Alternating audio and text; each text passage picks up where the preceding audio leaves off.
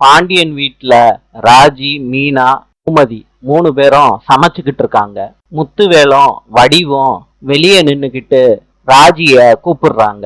ராஜி கிச்சன்ல இருந்து வெளியே வர்றாங்க. வடிவை பார்த்து அம்மான்னு சொல்றாங்க ராஜி. முத்துவேலை பார்த்து அப்பான்னு சொல்றாங்க. உள்ள வாங்கன்னு கூப்பிடுறாங்க ராஜி.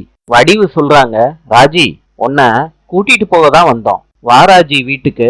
அம்மா ஒரு நிமிஷம். வீட்டு ராஜி அவங்க பெட்ரூமுக்கு போறாங்க. கதிரை பார்த்து ராஜி சொல்றாங்க, ஏன் அம்மாவும் அப்பாவும் அவங்க வீட்டுக்கு கூப்பிடுறாங்க, நான் அவங்க கூட போயிட்டுமாங்க. கதிரு சொல்றாரு, ராஜி ஓ இஷ்டம். ராஜி கதிரு அப்படி சொன்னதுனால வெளியே வர்றாங்க. அவங்க அம்மா கிட்ட வந்து நிக்கிறாங்க. வடிவு சொல்றாங்க, ராஜி உனக்கு நடந்தது பொய் கல்யாணம் தானே, எங்க கூடயே வந்துரு ராஜின்னு கைய பிடிச்சு இழுக்கிறாங்க. வடிவை பார்த்து ராஜி சொல்றாங்க, நான் வரலம்மா, கழுத்துல கதிரு தாலிய கட்டியிருக்கான், இந்த கல்யாணத்தை நாங்க ரெஜிஸ்டர் பண்ணியிருக்கோம், அதனால என்னால வர முடியாதுமான்னு சொல்லிட்டு வடிவோட கைய விடுறாங்க ராஜி. சொல்லிட்டு வீட்டுக்குள்ள வர்றாங்க.